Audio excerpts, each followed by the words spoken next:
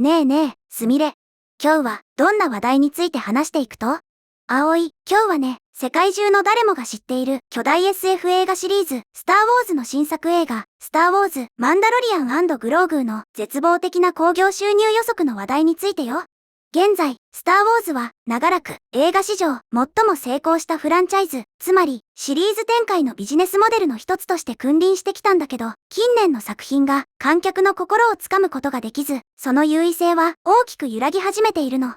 今日は今夏公開の新作映画が抱えるヤバすぎる興行収入予測。そしてなぜスター・ウォーズがファンの心をつかめなくなってしまったのかについて徹底的に解説していくよ。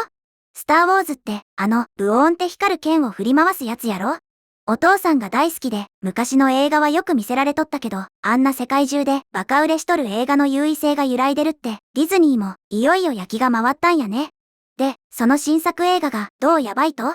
初期から出ている興行収入の予測が正しければ、今夏に公開されるマンダロリアン&グローグーは、スター・ウォーズシリーズの長い歴史の中で、史上最低のオープニング週末興行成績を記録する可能性があると言われているのよ。史上最低？そりゃまた、ド派手にこける予定なんやね。天下のスター・ウォーズが、そんな不名誉な記録を打ち立てるとは、世も据えたい。で、具体的にどれくらいひどい数字になる見込みなん？アメリカのハリウッドリポーターっていうメディアによるとね、アメリカの戦没将兵追悼記念日であるメモリアルデーの4連休に公開予定のこの映画は国内で約8000万ドルの興行収入が見込まれているのよ。8000万ドルって言ったら日本円で100億円以上やん。うちからしたら途方もない大金やけど、スター・ウォーズ基準だとしょぼいってこと？しかも4連休って普通に考えて映画館に人が一番集まりやすい稼ぎ時やないの？葵の言う通りだよ。祝日による大きな追い風があるし、そもそもこのマンダロリアンって、かつては動画配信サービスのディズニープラスで最も人気のあるシリーズの一つだったの。それだけの人気作品の劇場公開にもかかわらず、マンダロリアン&グローグーはかなり期待外れのスタートを切るようだ、と分析されているのよ。ネットの連中はこれについてなんて言っとるん？ネットユーザーからの反応を見るとね、天下のスター・ウォーズがたったの8000万ドルスタート？ドラマ版はあんなに面白かったのに、映画館に見に行きたいとは思わない不思議、なんていう厳しい声がたくさん上がっているの。8000万ドルというオープニング週末興行収入の数字自体は、確かに印象的で大きなお金なんだけど、多くの興行アナリストたちにとっては、過去のハンソロ、スター・ウォーズ・ストーリーという映画の失敗を彷彿とさせる数字なのよ。ああ、ハンソロね。ハリソン・フォードの若い頃をやったやつやろ？あれ、そんなにひどかったん？ええ、同作はシリーズ史上初めて赤字を出した作品となってしまったのよ。そして悲しいことにこれが最後ではなかったの。比較的最近公開されたスター・ウォーズ・スカイウォーカーの夜明けも史上最大級の莫大な制作費を投じたにもかかわらずファンの期待を裏切ってしまい同様に厳しい批判にさらされたのよ。金だけ湯水のように使って出来上がったのがファンからボロクソに叩かれる映画って目も当てられんね。ディズニーの偉い人たちは胃に穴が開いとるんやない？さらに深刻な話があるの。お金の価値って時代とともに変わるでしょ？だから過去の映画と比較するときはインフレ調整っていう今の物価に合わせる計算をするんだけど、インフレ調整をする前で計算してもマンダロリアン&グローグーの公開週末興行収入はハンソロの不審なデビューすら下回る見込みなのよ。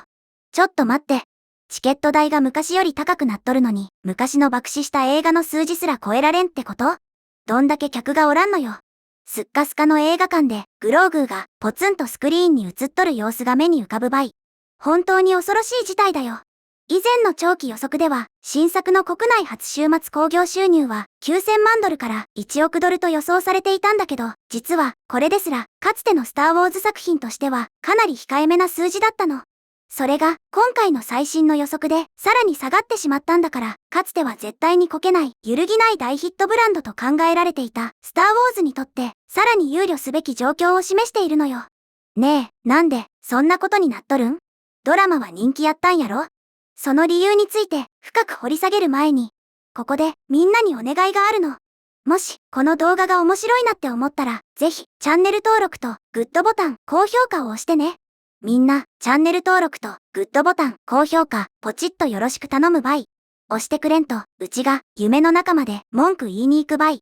で、すみれ、さっきの続き、なんでこんな絶望的な状況になっとるん？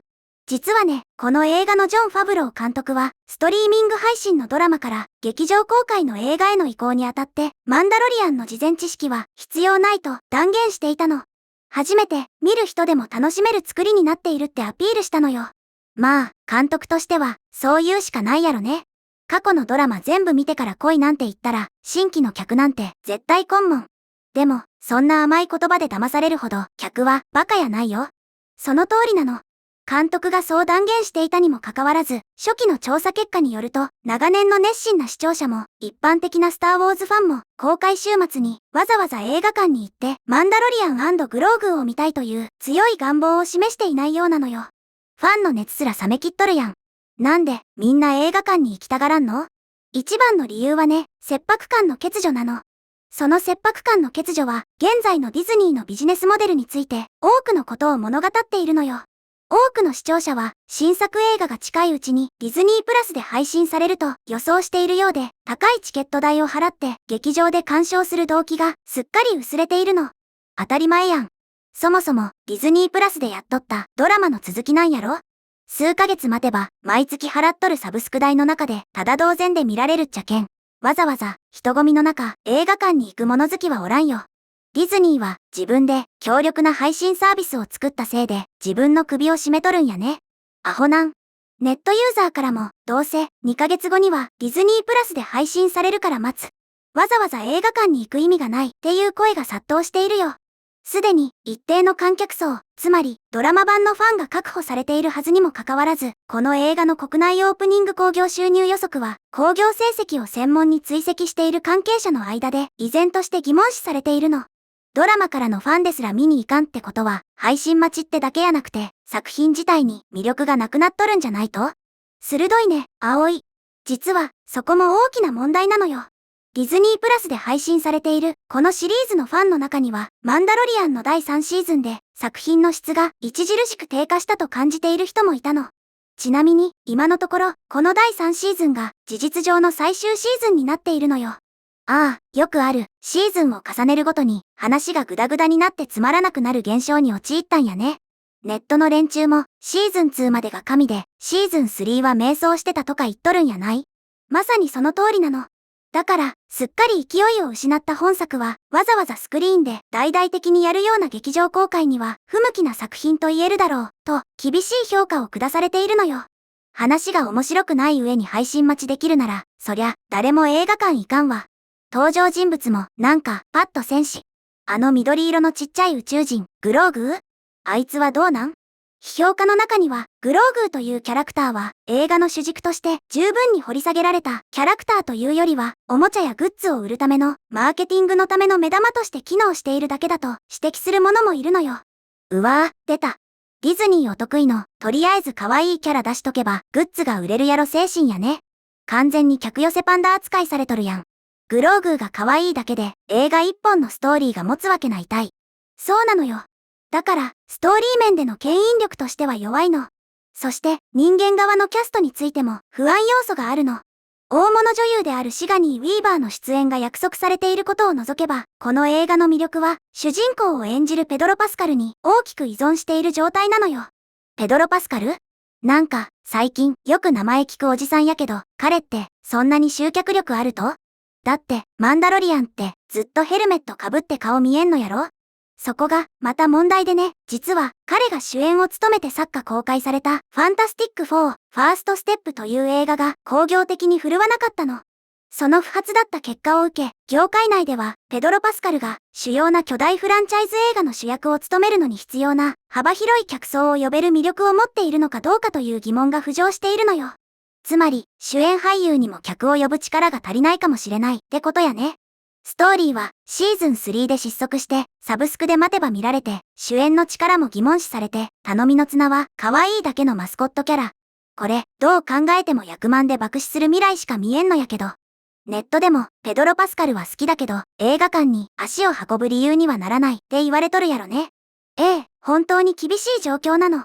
マンダロリアン&グローグーの公開までまだ数週間あるため、最終的な興行成績がどうなるかは依然として不透明ではあるよ。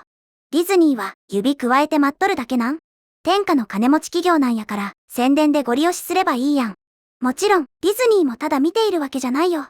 ディズニーはメモリアルデーの公開に向けてマーケティング、つまり宣伝活動を大幅に強化し、ファンが持っている作品への親近感をなんとかオープニング週末の興行への期待感へと転換させようとしていると見られているの。まあ、CM バンバン打って絶対映画館で見てねって煽るんやろうけど、一度冷めた客の心はそう簡単には戻らんよ。そうなのよ。ディズニーの努力にもかかわらず、初期の興行成績予測がすでに期待外れであることから、本作は、スター・ウォーズ作品としては、異例のプレッシャーの中で劇場公開されることになるのよ。もし本当に大こけしてしまったら、これからのスター・ウォーズというフランチャイズの将来について、解決策や答えよりも、はるかに多くの疑問が残ることになるわね。もう、いっそのこと、スター・ウォーズは、しばらくお休みして、また、10年後くらいに、ひっそり再開した方がいいんやない？今のまま無理やり作り続けても、ブランドの価値を下げるだけやん。うちでもわかる理屈ばい。ということで、今日は、スター・ウォーズの新作、スター・ウォーズ・マンダロリアン&グローグーの厳しい現状と、シリーズが抱える問題という話題について見てきたけど、みんなはどのように思ったかな？今回の動画の感想は、下のコメント欄で教えてね。もし、この動画が役に立ったと思ったら、高評価とベルマーク。チャンネル登録まだの方は、チャンネル登録もよろしくお願いします。では、また次回の動画でお会いしましょう。すみれの最新動画は左、おすすめ動画は右です。どちらも見てくれると嬉しいな。